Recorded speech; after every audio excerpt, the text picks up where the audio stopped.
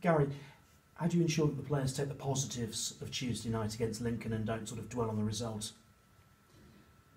Well, they'll only dwell on it until our meeting, really, because we'll have a meeting about what went well and what didn't go so well, which we always do. So we always review the game.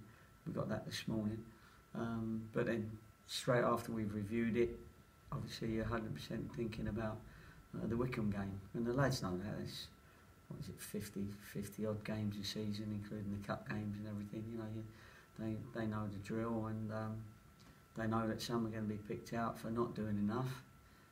They'd have all had their stats for the weekend. They'd have all had the footage for the weekend, their own individual one as well as the team one.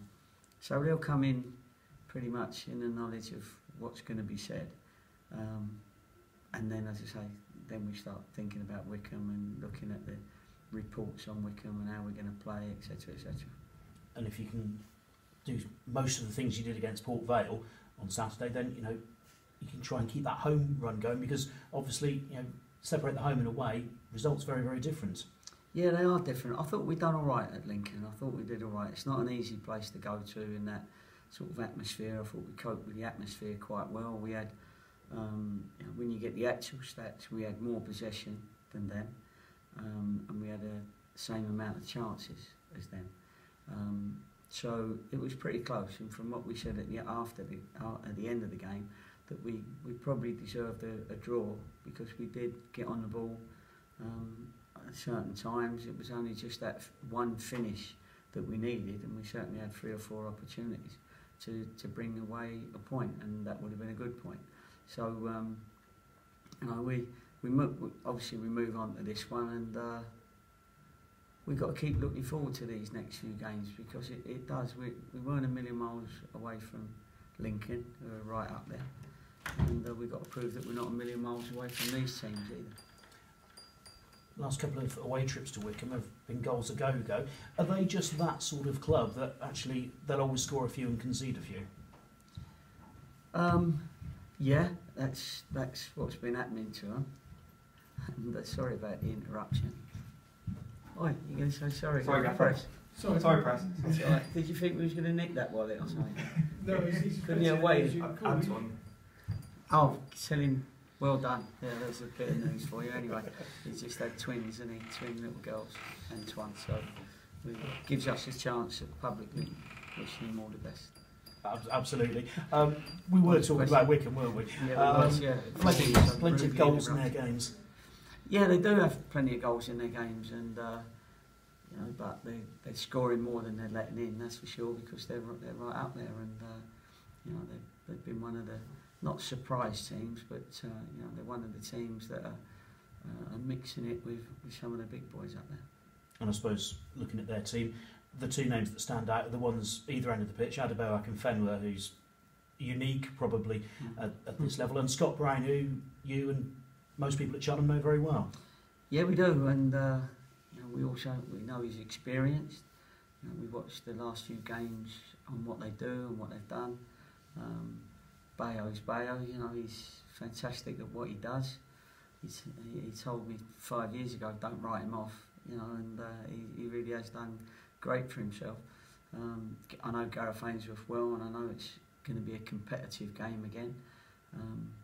I hit Bayo, you know, has that little world around him that nobody's allowed in, you know, and he finds it comfortable with his strength.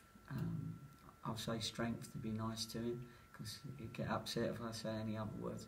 But he's certainly strong, and he's got that air about him that, you know, whatever happens, he's going to win headers. So you have to make sure that you're looking after the people around him. And then and Gareth, you know, like as far as I was manager when he was a player at Cambridge, so I know them too well, as I well know Brownie, and they're all competitive lads that are, you know, going to have a good living and had a good living in the game. You're Adebayo though, Elijah Adebayo.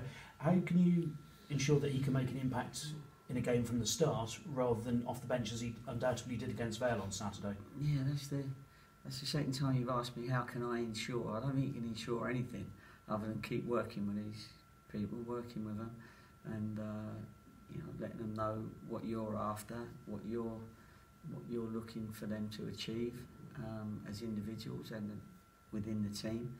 So the only way you can't ever ensure it, but you can help it by keep working on them in training. He's still a young lad, and he didn't do as much as I would have liked him to have done at Lincoln. So we'll have a little chat, and we need to keep making sure that we do what Fulham have asked us to do, and that is obviously develop him a bit more as a player. And with players back from suspension and people becoming fathers around the club, it does seem to be sort of a trend there at the moment, but presumably you've got good numbers for the weekend. Yeah, we've got good numbers, and people will miss out. Obviously you can only play 5 of the 7 loans. I think all 7 loans will be available for selection this week, including Joe Morrell for the next question that somebody might ask. So he should be fit, he'll be training today. So I've got to make those decisions, and a couple of people will miss out on the bench, and that's what will happen. But I can only pick what I think is the team to win that game, and it happens more than it doesn't. And you pick the ones that are showing a bit of form, and the ones that don't show enough form will find themselves out of the team nicely, because I'll talk to them and I'll tell them why they're being left out, and there is a route back in. So if they spit their dummy out, they've got no chance of getting back in the team. But if they keep working and keep being part of the group and feel part of the team, because knowing that they're going to be back in if they train well, then that's the best way to do it. You expecting an edge in training today then? A what? An edge in training? No, you don't normally get an edge in training on a Thursday when we had a hard game against Lincoln. Along with the long travel, as you all know, there's all sorts of things going on. We have to try and get back with motorways shut and all that sort of thing, and you get back late. So they had the day off yesterday. Today will be the review, and we'll have a little bit of football, but it'll be tomorrow that we get into their mental state and mental sharpness and physical sharpness tomorrow. You won't get that today because it's too close to the game that they put in quite a lot of effort against Lincoln. Thank you, good luck. No problem.